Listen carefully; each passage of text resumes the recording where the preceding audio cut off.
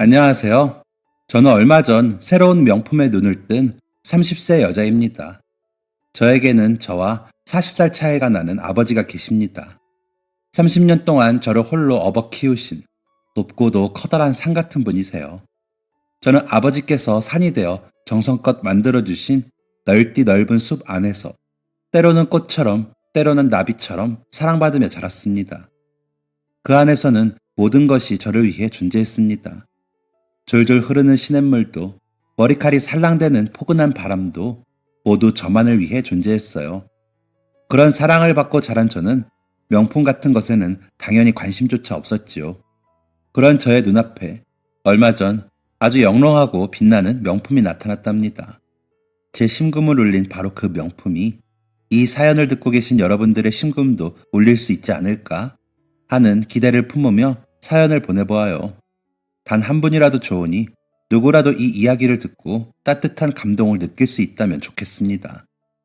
저희 어머니께서는 아버지와 혼인 후 오랜 시간에 걸쳐 힘들고 어렵게 저를 품으셨지만 저를 낳으시면서 먼저 하늘로 가셨다고 해요. 아버지께서는 사랑하는 아내를 영영 잃어버리게 되자 크게 절망하셨고 아내가 떠난 자리에 남겨진 갓난아이가 거들떠 보기도 싫을 정도로 미웠다고 하셨습니다. 그게 아무리 자식이라고 한들 사랑하는 아내의 목숨보다는 중요하지 않았기 때문이었겠지요. 세상의 그 어느 누구도 사랑하는 사람을 저 세상으로 떠나보내면서까지 새로운 가족을 갖고 싶지는 않을 테니까요. 저희 어머니 아버지는 두 분 다 가난했지만 서로를 사랑하는 마음 하나로 의지하며 살아온 부부 사이였다고 합니다. 그렇게 어머니를 누구보다 사랑하셨던 저희 아버지께서는 그렇게 태어난 제가 반갑지도 사랑스럽지도 않으셨던 겁니다. 그래서 저는 어떻게 되었을까요? 전 당연히 기억나지 않지만 아버지 말씀으로는 아빠, 제가 이래도 미워요? 하고 아버지의 눈을 빤히 바라보다 윙크를 했다고 합니다. 갓난아이가 정말로 윙크를 했을 리 없지만 그때 제 표정이 돌아가신 어머니를 꼭 닮아 번뜩 정신 차려야겠다는 생각이 들었다고 하세요. 그렇게 아버지께서는 저를 언제 미워했냐는 듯 어머니께 못다한 사랑까지 아낌없이 저에게 주셨습니다.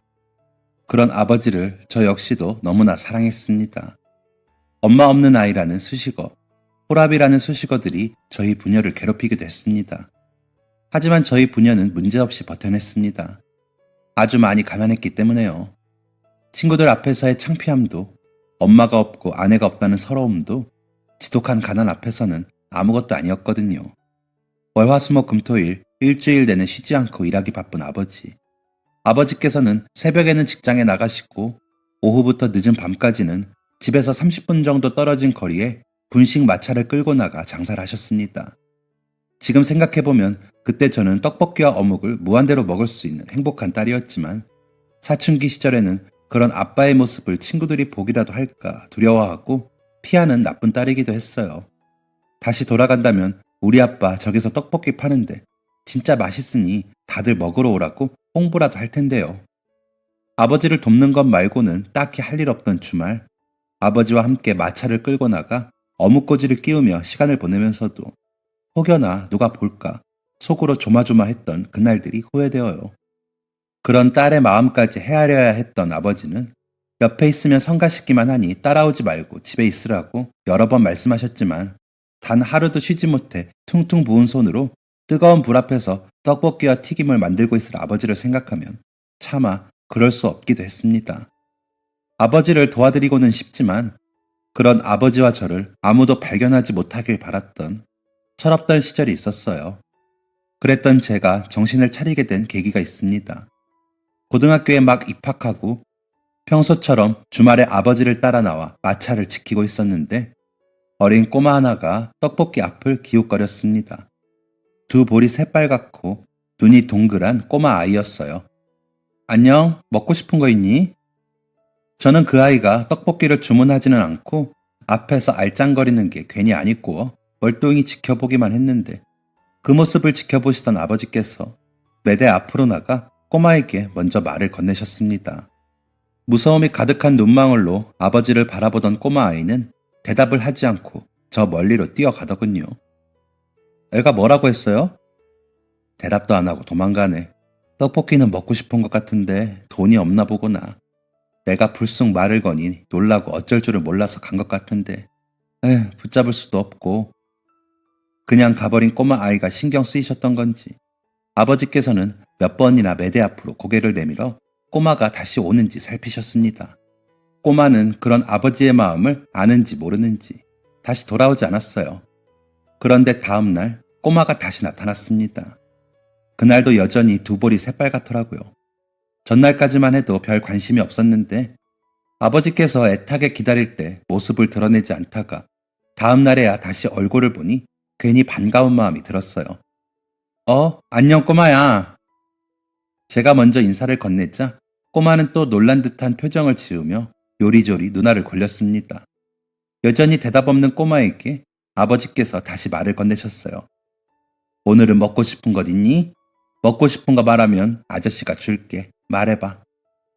아버지께서는 따뜻한 어묵 국물을 한 컵 덜어 꼬마 앞에 놓아주셨고 제법 한참을 망설이던 꼬마는 작은 손으로 국물이 담긴 컵을 들어 홀짝홀짝 마시기 시작했습니다. 멀뚱멀뚱 큰 눈을 깜빡이는 꼬마가 조금 귀엽게 보이기까지 했어요. 부끄러워서 말을 못하는 걸까요? 이유 없이 이 앞을 서성이질 않았을 거야. 아빠가 떡볶이 담을 테니 연주가 튀김 몇 개 담아줄래? 저희가 보기에 아이가 우물쭈물하며 말을 못하는 것 같아 좋아할 만한 튀김 몇 개와 떡볶이를 담아 아이 앞에 놓아주었더니 아이가 포크를 들어 집어먹기 시작했습니다. 작은 입으로 야무지게도 먹는 그 모습이 귀여워 넋놓고 구경하다 보니 어느덧 접시를 싹 비운 채 생글생글 웃고 있더라고요. 그러고는 꾸벅 허리를 굽혀 인사를 하고 냅다 도망가는 것이 아니겠어요? 하하, 든든하게 배를 채운 건지 모르겠구나. 아버지께서는 별일 아니라는 듯 호탕하게 한번 웃어 보이고는 아이가 먹고 간 자리를 치우셨습니다. 그런데 아버지, 저 아이는 돈을 안 내고 갔지 않아요? 저 조그만 애가 무슨 돈이 있겠니, 연주야. 배가 고파 이 앞을 내내 알짱거리면서도 먹고 싶은 걸 물으면 대답 못하는 게 딱 연주 너 어렸을 적 보는 것 같구나. 자기도 돈 없으면 못 먹는 걸 아니까 그러는 거야. 저 어린 나이에 딱 한 것. 여기 근처 사는 아이 같은데 아빠가 배고파서 몇 개 집어먹은 셈 치면 돼.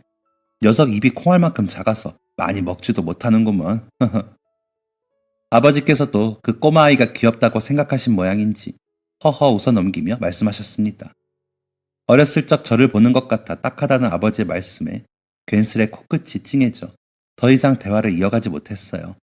넘치는 사랑과 보살핌으로도 채워지지 않는 배고픔을 저도 경험해봤기에 또 그런 저의 모습에 누구보다 마음 아팠을 아버지의 마음을 알기에 그런데 코끝이 찡한 것도 잠시 얼마 지나지 않아 저와 키가 비슷한 여자아이 한 명이 그 꼬마 손을 붙잡고 저희 앞에 섰습니다.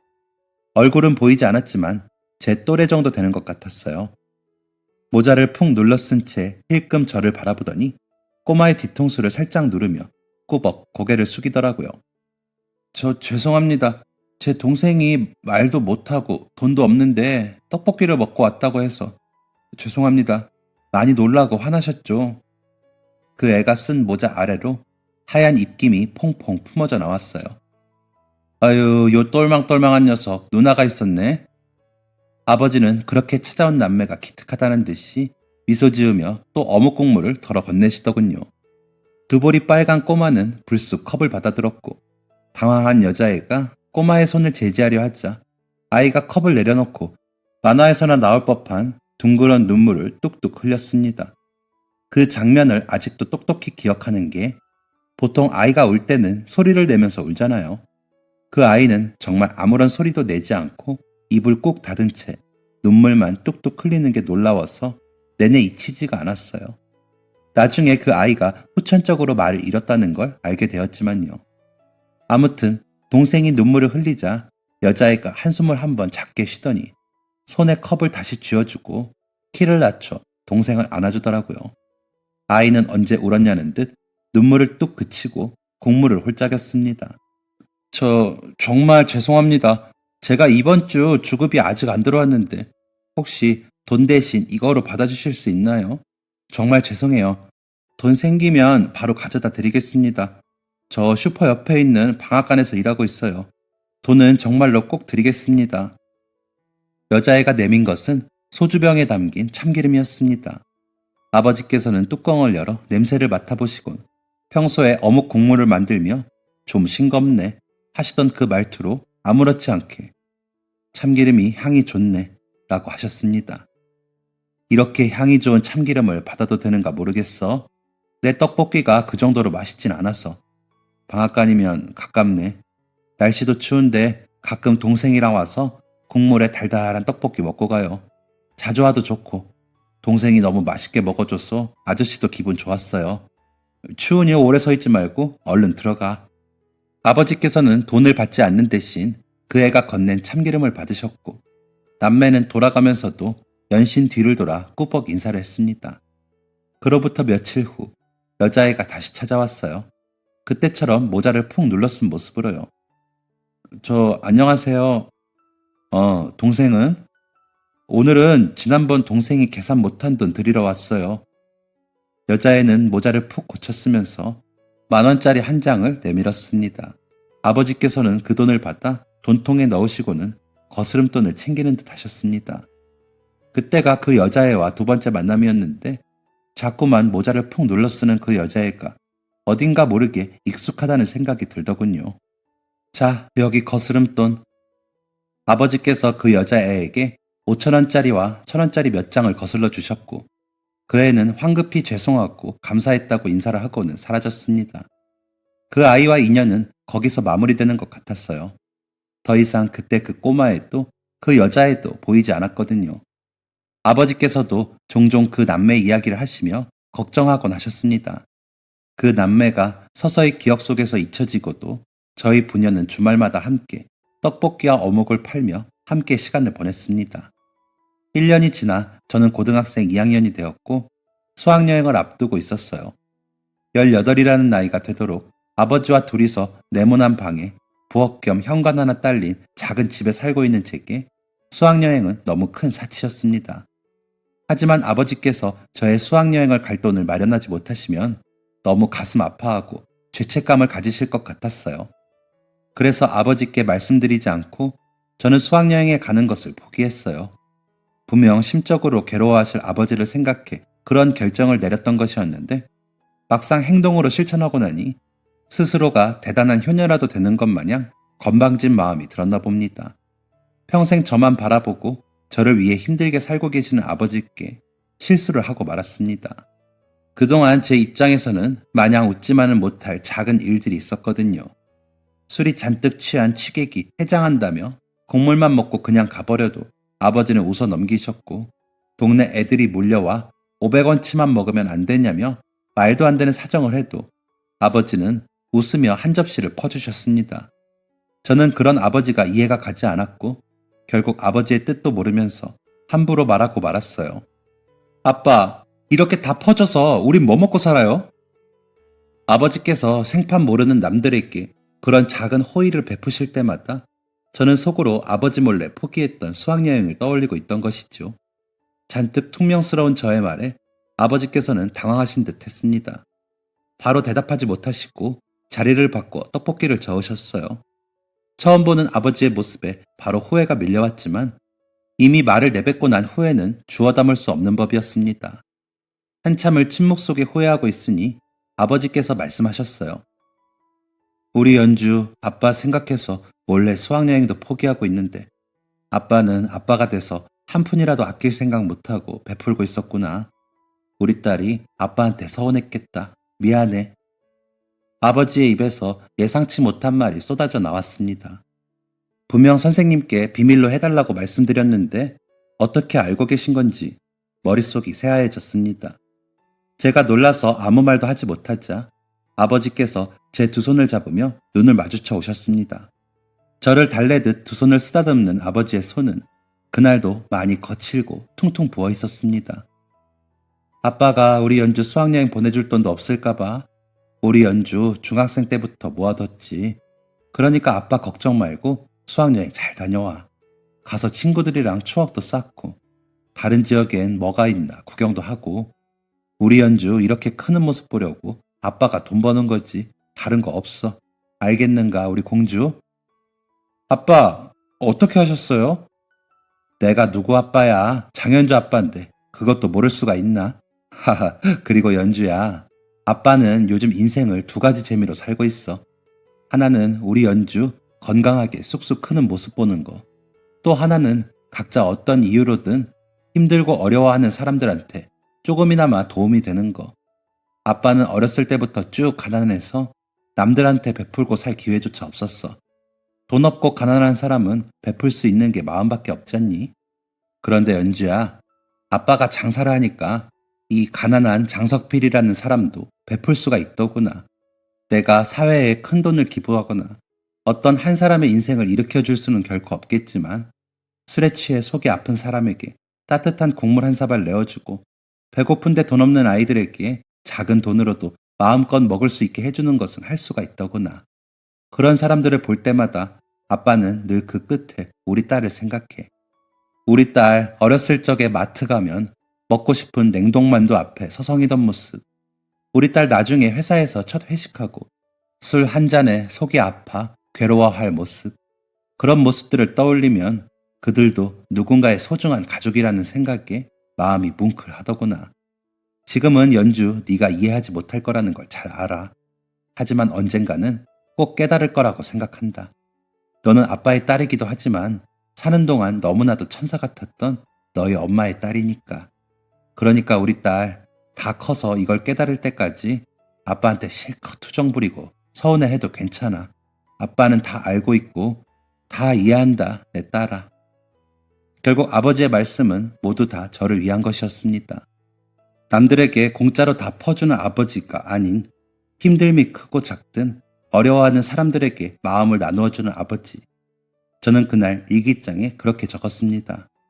얄팍했던 저의 심술이 아버지께 부디 상처가 되지 않았기를 바라면서 누구보다 멋있고 존경스러운 아버지를 일기장에 꼭 눌러 새겼습니다. 수학여행을 앞두고 반에서 소문이 돌기 시작했습니다. 몇 반의 누구는 수학여행 안 간다더라. 왜 안 가냐? 돈 없어서겠지. 불쌍하다. 등등. 아버지가 저의 수학여행을 눈치채지 못하셨더라면 저도 저 소문 속에 한 명이 되어 있었겠죠. 쉬는 시간 화장실을 가는데 복도에 서 있던 여자의 두 명이 속닥거렸습니다. 수학여행 안 가는 애들은 그럼 그날 뭐 해? 몰라, 등교하려나? 안 됐다, 공부해야겠네. 쟤 맞지? 너희 반에 안 간다는 애. 자기들 딴에는 작은 목소리로 속닥거렸지만 좁은 복도에서 그 정도 소리가 들리지 않을 리 만무했어요. 한 아이가 턱끝으로 복도 한쪽을 가리켰고 그곳을 따라 시선을 옮겨보니 그곳에는 익숙한 체형의 여자애가 서 있었습니다. 어? 제 목소리를 들은 그 여자애가 저를 쳐다보았고 잠깐 두 눈이 커지는가 싶더니 제 쪽으로 걸어왔어요. 지난번 방앗간에서 일한다던 그 여자애였습니다. 안녕? 맞아, 그때 그 방앗간. 너한테 들킬까봐 일부러 모자도 썼는데 알아볼 줄은. 아는 체해서 불쾌했다면 미안해. 난 그냥 반가워서. 아니야, 네가 왜 미안해해. 내가 미안해해야지. 사실 그날 아버지께서 거슬러 주신 돈 말이야. 여자애는 손가락을 접으며 이야기했습니다. 사실 그날 아버지께서 거슬러 주신 건 잔돈이 아니었다고요. 10,000원짜리 한 장을 건넨 그 아이에게 아버지께서는 5,000원짜리 한 장과 1,000원짜리 5장을 주셨고 동생이 뭘 얼마치를 먹었는지 몰랐던 그 애는 지폐 색깔만 달라진 걸 확인하고 당연히 잔돈을 거슬러줬다 생각했답니다. 하지만 돌아와서 지폐를 세어보니 금액이 달라진 게 없었다고. 다시 가서 드려야지 하면서도 당장 동생 밥해 먹일 돈이 빠듯해 몇천 원 안 되는 그 금액을 모른 척 해버렸다고. 그 애의 말을 듣고 아버지의 거칠고 퉁퉁 부은 손이 머릿속에 떠올랐습니다. 만약 지금 이 상황에서 아버지가 나였다면 이 친구에게 어떤 말을 할까? 저는 냅다 두 손을 훔쳐 잡았습니다. 혹시 너 수학여행 가? 난 못 가는데. 우리 그날 같이 우리 아버지가 해주신 떡볶이 먹을래? 너 동생도 같이. 거짓말. 수학여행 갈 돈이 있었는데도 저는 충동적으로 그 친구에게 거짓말을 해버렸습니다. 그냥 그러고 싶었던 것 같아요. 집에 돌아와 아버지께 사실대로 말씀드리자 역시 아버지께서는 화를 내셨습니다. 하나뿐인 딸 수학여행은 꼭 가게 해주고 싶어. 오래전부터 그 돈만큼은 따로 빼두셨는데 막상 때가 되니 그 딸은 수학여행을 안 가겠다고 하고 있으니 말이죠. 결국 아버지를 설득하는 데에 성공한 저는 그 친구와 함께 아버지가 해주신 떡볶이를 맛있게 나누어 먹으며 친구가 되었습니다. 집안 사정도 형편도 비슷했던 저희 둘은 순식간에 둘도 없는 친구 사이가 되었어요. 아버지가 아니었더라면 그냥 지나쳤을 인연인데 아버지 덕분에 좋은 친구까지 얻은 셈인 거죠. 아버지는 빚이라는 큰 짐을 짊어지고 계시고 쉬는 날 없이 일주일 내내 일하셔서 저도 주말을 반납하고 함께하는 일상의 반복이었지만 그 안에서 저희는 참으로 행복했습니다. 남들처럼 위대한 선행, 큰 기부로 자랑하듯 살지는 못했지만 저희가 할 수 있는 선 안에서 작은 행복들을 나누며 지냈어요. 대학을 가고 졸업을 하고 취직을 하면서 어느덧 저는 어른이 되었고 지난날 아버지께서 말씀하셨던 첫 회식을 하며 술 한 잔 속에 속이 아파보기도 했습니다. 이제는 아버지와 둘이 소주 한 잔을 기울일 수 있는 나이가 되었고 그 10년이라는 시간 동안 아버지와 저는 빚을 다 갚을 수 있게 되었습니다. 저는 직장 때문에 25살 때부터 아버지와 떨어져 살고 있습니다. 그렇게 돈을 많이 버는 직장은 아니지만 아버지께 매달 꼬박꼬박 생활비 하실 수 있는 용돈을 보내드리고 남는 돈으로 저축을 하며 지내는 나름대로 꿈꿔왔던 평범한 삶에 가까워져 있었어요. 떨어져 있어도 늘 제가 영상통화를 걸면 웃으며 받아주시던 아버지셨는데 어느 날부터 영상통화를 자꾸 피하시더라고요. 그냥 전화로 이야기하면 되지. 왜 자꾸 얼굴을 보려 하냐? 아니 아버지 보고 싶으니까 그러지요. 떨어져 있으니 함께 살던 때보다 더 애틋하고 그리운 날이 많았습니다. 그럴 때마다 바로 집으로 갈 수는 없었으니 영상통화야말로 저희 부녀에게 한 줄기 빛이었어요. 하지만 아버지께서 영상통화를 여러 번 거부하시고 저는 덜컥 걱정이 됐습니다. 혹시 무슨 일이 있으셔서 어디가 편찮으셔서 그런 건 아닐까? 올해 아버지 연세가 어떻게 되시더라? 그도 그럴 것이 늦둥이로 태어난 제게 아버지의 시간은 너무 빠르게만 흐르고 있었거든요. 불쑥불쑥 걱정이 몰려와 도저히 견딜 수 없었던 저는 결국 예정한 적 없던 날에 아버지 댁으로 내려가게 되었습니다.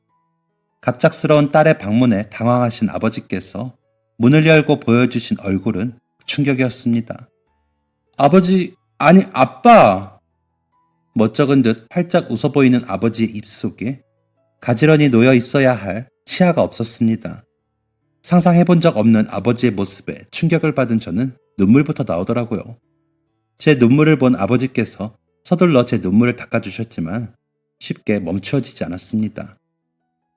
어떻게 된 거예요? 응? 어디 편찮으신 거야? 그런 거 아니야, 연주야. 아빠 나이가 있어서 그래. 자연스러운 거야. 그게 무슨 말도 안 되는 소리야. 내일 당장 치과 가요. 같이 가요. 아직 많은 세월을 저와 함께 맛있는 것도 드시고 그동안 못 가본 곳도 여행 다니며 행복할 일만 남으셨는데 그래서 지금 건강이 제일 중요하신데 그렇게 이빨이 쏙 빠져나가 아랫입술에 힘이 없는 모습을 보니 심장이 바닥으로 쿵 떨어져 버렸습니다. 딸이라고 하나 있는 게 제 아버지 절이 되실 때까지 몰랐다는 게 너무 죄스러웠어요. 다음날 아버지를 모시고 곧장 시외에 있는 큰 치과로 향했습니다. 아버지께서는 꽤 오랜 시간 진료를 받으셨고 의사 선생님께서는 단칼에 말씀하셨습니다. 치과 진료 언제 마지막으로 받으셨어요? 기억이 안 나요. 평소에 이가 아프다거나 시리고 불편한 적 없으셨어요?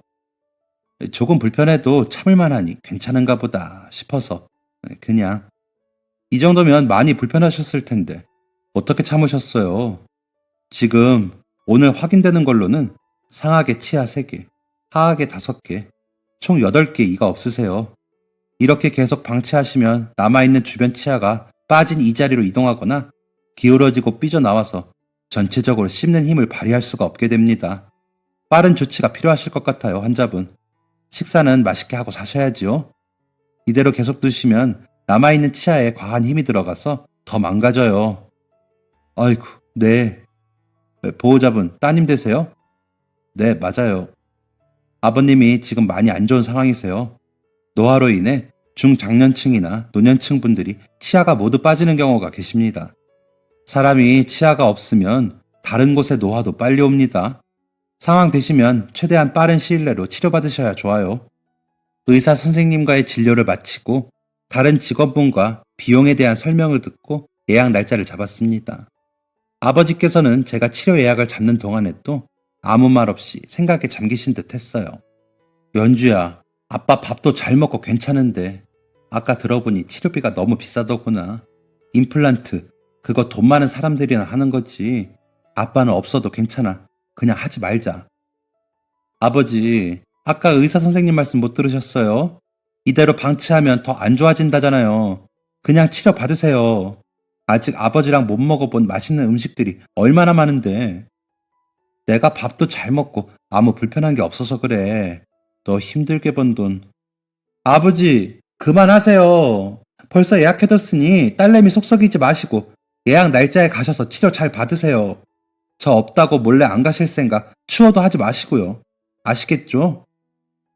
역시나 비용 걱정에 치료를 받지 않으시겠다는 아버지. 그 모습에 마음이 아파 버럭 화를 내고 말았습니다. 이제는 그냥 돈 걱정 없이 제 생각 말고 아버지 자신을 더 생각하셨으면 좋겠는데 딸의 마음을 알고는 계신 건지 알고도 모른 채 하시는 건지 아버지께서는 여전히 제 생각만 하시더라고요. 일 때문에 아버지를 두고 혼자 사는 집으로 돌아가야 했던 저는 그렇게 아버지께 신신당부를 하고 집으로 돌아갔습니다. 돌아가는 길 내내 치과 진료 마지막으로 언제 받으셨냐는 의사 선생님의 질문에 당황하시며 멋쩍은 미소를 지으시던 아버지의 표정이 떠올라 너무 속상했습니다. 지난날을 돌아보니 몸이 아프고 불편하셔도 병원에 가시는 걸 본 적이 없었던 것 같아요.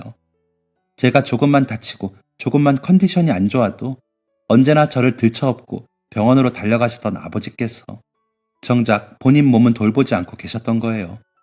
못난 딸은 그저 아버지는 무적이고 천하장사인 줄로만 알고 건강검진 꾸준히 받고 있다는 말에 그런 줄로만 알고 30년이라는 세월을 사랑받으며 살았던 것입니다.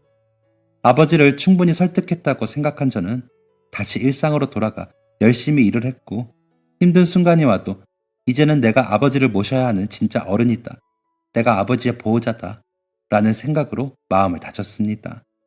그리고 대망의 치과 예약날 미리 날짜 체크를 해두었던 저는 당연히 아버지께 전화를 드렸어요. 몇 번 신호가 가지 않아 반가운 목소리가 들려왔습니다. 응, 우리 딸. 아버지, 식사는 하셨어요? 그럼 했지. 우리 딸은 밥 먹었어? 네, 저도 이제 먹으려고요. 오늘 10시에 치과는 다녀오셨죠? 어디? 아, 치과? 네, 아버지. 설마 안 가신 건 아니죠? 오늘 가서 자세히 검진하고 임플란트 날짜 예약하기로 했잖아요. 갔다 왔지. 예약은 언제로 잡으셨어요? 연주야, 아빠 치료비가 너무 비싼데 좀만 있다 다음에 하자. 왜 그러세요, 정말. 돈 제가 벌고 있잖아요. 딸내미가 아빠 편찮으신데 치료해드릴 돈도 없을까봐 그러세요? 내가 정말 괜찮아서 그래. 오늘도 밥 2공기나 먹고 이빨 불편한 거 하나도 없어. 너 예전에 옆집 호중이 아저씨 알지? 그 양반도 나처럼 이빨 이렇게 빠졌는데 그냥 그렇게 살고 있어. 다 사는데 문제 없어. 괜찮아. 아버지, 그래도 치료받기로 하셨잖아요. 아휴, 우리 딸. 아빠 걱정하게 해서 아빠가 미안해. 아빠는 정말로 괜찮아요. 우리 공주. 눈에 넣어도 안 아픈 내 새끼. 남들 밑에서 힘들게 일해서 번 돈. 늙은 아비 가짜 이빨 만들어주는데 다 쓰게 할 수는 없지. 임플란트고 뭐고 그런 거 다 젊은 사람들이나 하는 거야. 그거 하고 나면 힘이 없어서 밥을 더 못 먹는다고 하더구만. 진짜로 아빠 걱정 말고 우리 딸 밥 맛있게 먹어. 아이고, 아빠 전화 들어온다. 끊을게. 아버지! 제가 돈을 벌고 빚도 다 갚고 어느 정도 살만해졌음에도 불구하고 아버지께서는 여전히 자기 자신에게만큼은 관대하지 못하셨습니다. 끊어져 버린 전화기를 붙들고 한참을 눈물을 흘렸어요. 아버지의 고집을 어떻게 꺾을 수 있을까요? 방법을 모르겠어서 너무 답답해했습니다. 저는 어떻게 해서든 아버지께 새 치아를 해드리고 싶었어요. 이제야 살만해졌는데, 이제야 돈 모아서 아버지와 여행도 가볼 수 있게 되었는데, 그동안 살면서 오직 저 하나만 아끼고 돌보시느라 우리 아버지만 망가져버리는 건 제가 받아들일 수 없었기 때문입니다. 어느 누가 이 상황에서 아버지 뜻대로 하시라고 할 수 있을까요? 저는 모아두었던 통장의 금액을 확인하고 달력을 보며 결심했습니다. 치과에 먼저 돈을 가져다 줘버리고 아버지를 억지로라도 병원에 모시고 가기로. 일하고 있는 직장에 인원이 부족해 계속 당직을 서야 해서 2주 동안은 내려갈 수가 없었습니다. 2주. 2주나 기다려야 아버지께 내려갈 수 있다는 생각에 하루하루를 벌받는 사람처럼 반성하며 보냈어요.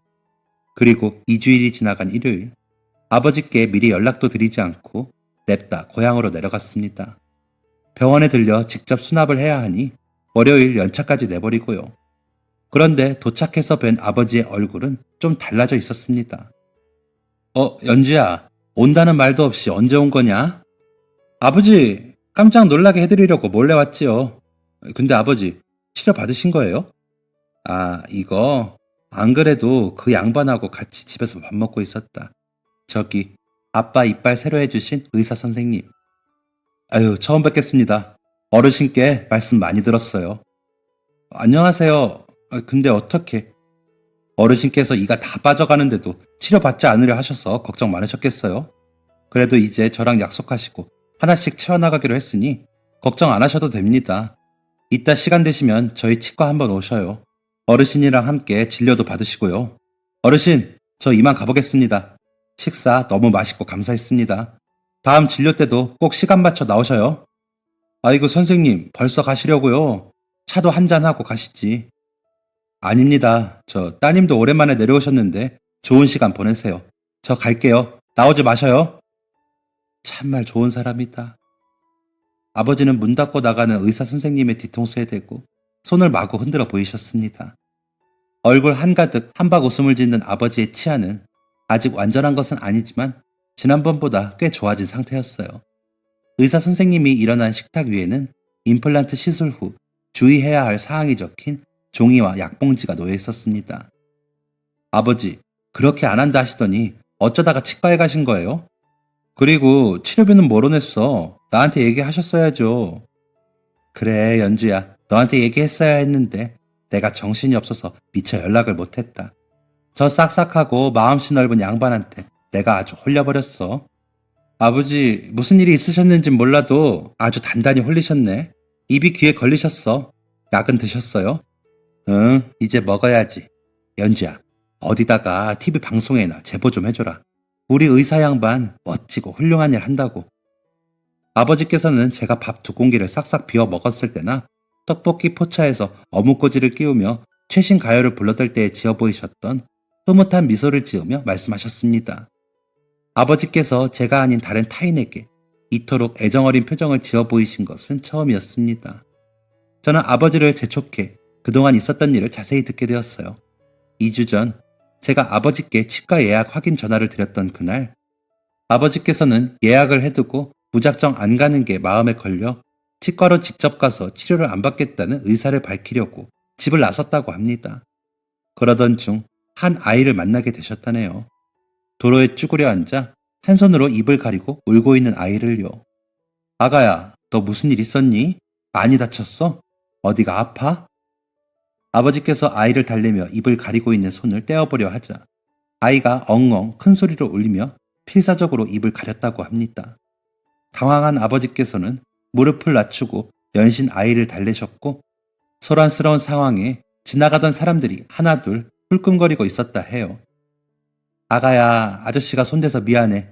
근데 많이 아파 보여서 병원에 가야 할 것 같은데 병원에 갈 수 있겠어? 혼자 있었니? 혹시 부모님이나 주변 어른들은 안 계시니? 아버지께서 물어도 대답 않고 입만 쿡 틀어막은 아이가 부모님은 안 계시냐는 말에 고개를 도리도리 저었다고 합니다. 할머니랑 둘이 살아요. 기어들어가는 목소리로 하는 말에 아버지께서는 자기가 직접 병원에라도 데려가야겠다고 생각하셨대요. 그때 젊은 남자 한 명이 아버지와 아이에게 다가왔고요. 무슨 일이세요? 많이 다쳤나요? 애가 다쳐서 입을 맞고 피도 나는 것 같은데 병원에 데려가야 할 것 같아요. 무릎에서도 피가 많이 나네요. 심하게 넘어졌나 본데. 애야, 넘어졌니? 이빨이 아파? 아저씨가 의사 선생님이거든.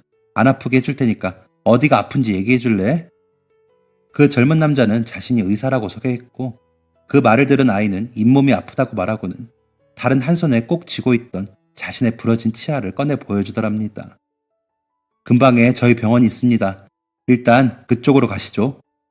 아버지는 그렇게 아이를 데리고 그 남자가 이끄는 곳으로 갔고 그곳은 치과였다고 합니다. 의사 선생님은 친절하고 상냥한 목소리로 아이를 달래며 진료를 시작했고 아이의 치아는 신경이 있는 곳까지 부러져 응급치료를 해야 하는 상태였대요. 어르신, 여기서 접수하시고 손주분이랑 아주 잠시만 기다려주시면 금방 오겠습니다. 당장 치료를 하기로 하고 의사 선생님이 준비에 들어가는 동안 아버지께서는 아이에게 물어 아이의 할머니와 통화를 했다고 해요. 아이가 잠깐 넘어져서 간단한 치료를 받을 건데 병원에 접수할 수 있게 필요한 것만 말씀해 주시라고. 핸드폰 너머 아이의 할머니가 너무 놀라셔서 아이와 통화를 할 수 있게 핸드폰을 건네주고 접수를 하셨다고 합니다. 치료비는 물론 아버지께서 결제하실 마음으로요. 얼마 지나지 않아 의사 선생님이 돌아오셨고 아이는 무사히 치료를 마쳤다고 합니다. 정말 감사합니다, 선생님. 가까운 곳에 병원이 있어 다행이네요. 네, 어르신도 손주분이 다쳐서 많이 놀라셨겠어요. 그래도 치료는 잘 됐으니 너무 걱정하지 마세요. 하하, 손주처럼 보이나요? 아, 혹시 아드님인가요? 죄송합니다. 하하하, 아니요. 손주도 아니고 아들도 아닙니다. 저도 길 가다가 만난 아이예요. 얼마나 아팠을까요, 이 작은 녀석이. 때마침 훌륭한 의사 선생님을 만나 정말 다행이지요. 그럼 처음 보는 아이란 말씀이신가요? 근데 어떻게 접수도 하시고 수납까지? 아까 부모님은 어디 계시냐 물었더니 할머니랑 둘이 산다고 하더라고요. 참 딱하죠. 저도 혼자서 딸을 키운 부모라 더 마음이 갔네요. 이럴 때 선뜻 남을 도울 수 있다는 게 참 큰 행복이에요. 10년 전까지만 해도 내 딸 먹여 살리기도 바빠서 남들한테 베풀지도 못하고 살았는데 혹시 부모나 가족 아니면 치료비 못 내주고 그런 건 아니지요? 그런 건 아니지만 오늘 처음 보는 아이한테 어떻게 그렇게까지 하실 수 있는지 제가 어르신께 많이 배워야겠습니다. 정말 쉽지 않은 일을 당연한 듯 말씀하시다니 정말 많이 배웠습니다. 에휴, 나보다 훨씬 똑똑한 분이 나한테 뭘 배워요, 배우긴. 모쪼록 아이 치료 잘 해주셔서 감사합니다. 선생님 아니었으면 어쩔 줄 몰라서 발만 동동 구르다 시간만 한참 지났을 거예요. 아닙니다, 어르신. 오늘 아이를 무사히 치료할 수 있었던 건 다 어르신의 그 따뜻한 마음 덕분입니다. 에휴, 이상한 소리를 하시네, 글쎄. 이제 이만 가봐야겠어요. 벌써 해가 지네요. 할머니가 집에서 애타게 기다릴 텐데 애를 얼른 바래다 줘야지. 아, 잠시만요, 어르신. 저도 오늘 진료 끝난 참인데 제 차로 함께 모셔다 드릴게요. 아이 집이 어디죠? 집에서 아이를 기다리며 걱정하실 할머니가 생각나 아이를 더 늦은 시간이 되기 전에 집까지 바래다 주려던 아버지. 그런 아버지의 말을 듣고 벌떡 자리에서 일어나 본인 차로 가자며 아버지를 모시고 나간 의사 선생님. 두 분의 인연은 그렇게 시작되었다고 합니다. 아이를 집까지 바래다 주고 거기서부터는 아버지께서 혼자 집에 가시겠다 하자 의사 선생님이 사정사정을 하며 차에 태우셨다고 합니다. 참 젊은 양반이 집요하더만 그래. 아버지께서는 이야기를 들려주시며 그때를 회상하시는 듯 혀를 끌끌 찼지만 제 머릿속에는 오히려 끝까지 혼자 가도 된다고 호의를 사양했을 아버지의 고집 있는 모습이 그려지더라고요.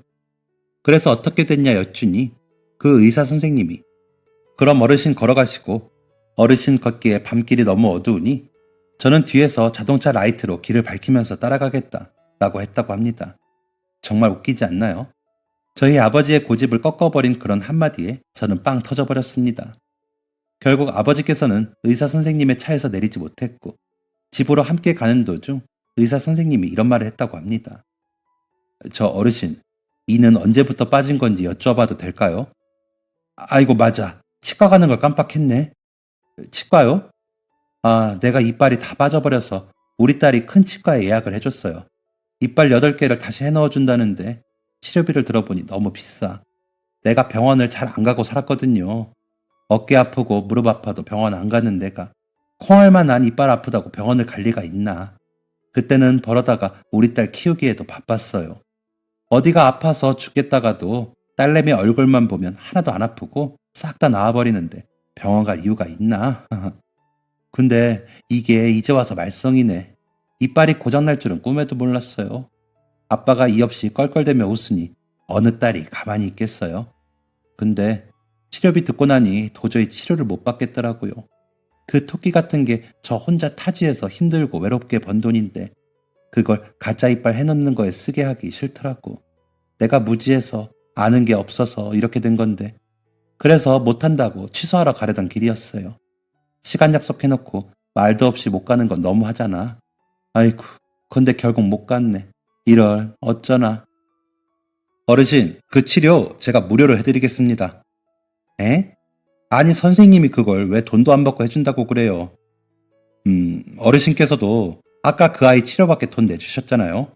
전 어르신께 돈을 드리지는 않아도 저의 재능을 나눠드리고 싶어요. 아이고 됐어요. 뭐하러 그래요 번거롭게. 난 지금도 밥 잘 먹고 잘 살아요. 그 재능 나한테 나눠주지 말고 더 힘들고 어려운 사람들한테 나눠줘요.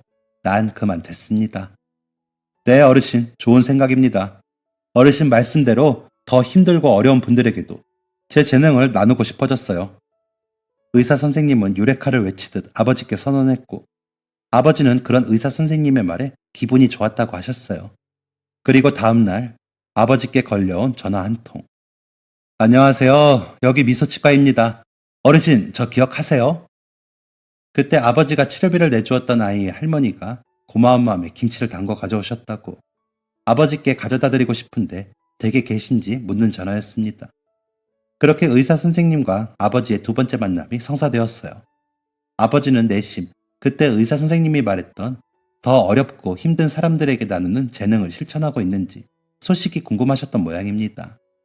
아이가 잘 지내고 있다는 소식보다도 그 의사 선생님 목소리가 반가웠다고 하는 걸 보니 그런 아버지의 마음을 어떻게 읽은 건지 의사 선생님은 아버지 댁으로 찾아와 묻지도 않은 이야기들을 술술 풀어놓았다고 해요. 그래서 제가 매주 주말마다 저희 병원에서 무료 진료를 해드리면 어떨까 해요. 정말 필요한데 치료비 때문에 선뜻 치료받지 못하고 망설이는 분들을 위해서요. 의사 선생님의 그 계획이 아버지는 무척이나 반갑고 기특하셨대요. 그런 기분 좋은 발언들에 무장해제된 아버지의 마음에 날았던 한 마리 나비 같은 말. 그래서요 어르신, 저희 치과의 이 무료 진료 소식이 널리 소문나려면 홍보 모델이 필요합니다. 근데 제 주변에는 다 치아가 건강한 사람들 뿐이라 모델 해줄 사람이 아무도 없어서 너무 힘들더라고요. 그런데 딱 어르신이 생각났습니다. 어르신, 제 새로운 꿈을 위해 저희 치과 무료 진료 홍보 모델이 되어주실 수는 없으실까요? 홍보 모델이라는 말은 부담스러워 하셨을 것 같다는 제 생각과는 달리 아버지께서는 특히 그 말이 기분 좋았다고 하셨습니다. 그 의사 양반이 글쎄 이 늙은 나를 모델로 쓰고 싶다 하지 않나? 하하, 이거 원 부끄럽고 쑥스러워서 하필 못생긴 이로 모델을 하게 돼서 미안하지만 살면서 내가 모델을 언제 해보겠어. 그래서 한다고 했지. 근데 글쎄 그게 다 사탕 발린 말이었더구만. 아버지께서는 의사 선생님이 홍보 모델 제안이 단순히 사진 찍어주는 그런 것인 줄로만 아셨던 거예요. 결국 아버지께서는 치료받는 과정을 사진으로 찍어 동네에 홍보하려고 한다는 멋진 설득에 넘어가 그렇게 완강히 거부하셨던 치료를 시작하게 되신 거죠. 이 이야기를 들으면서 의사 선생님에게 반하지 않을 수 없었습니다. 그 멋진 일에 저도 함께 동참하기로 마음을 먹었어요. 저는 의사 선생님을 찾아가 감사의 인사를 전하며 같이 홍보할 수 있는 방법을 찾아보겠다고 말씀드렸습니다. 어르신을 닮아 따님도 참 멋진 생각을 가진 분이시네요. 함께 뜻을 가진 사람이 한 명 더 늘어나서 기뻐요.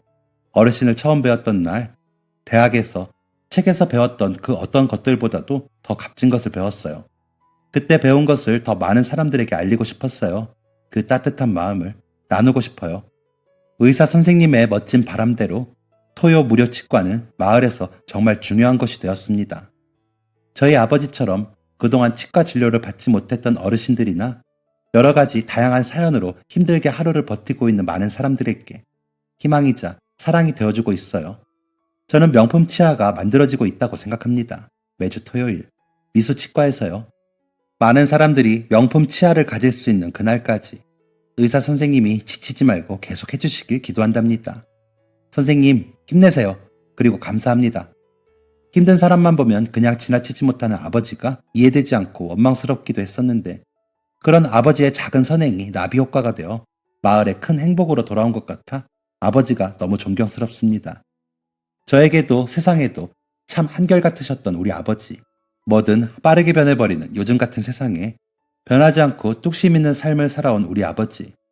이렇게 사연을 적어보면서 그동안 아버지께서 하신 말씀들을 곱씹어 봅니다. 어떻게 하면 아버지처럼 살 수 있을까요? 더 좋은 사람이 되기 위해, 더 좋은 딸이 되기 위해 오늘도 고민합니다. 티끌모아 태산을 만든 우리 아버지, 지혜롭게 재능을 나누는 의사 선생님, 이 두 분을 칭찬해 주세요.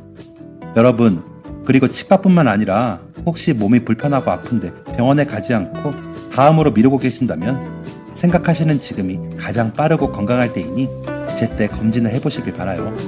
모두가 건강하고 모두가 행복하길 바라는 저희 아버지의 뜻을 전합니다.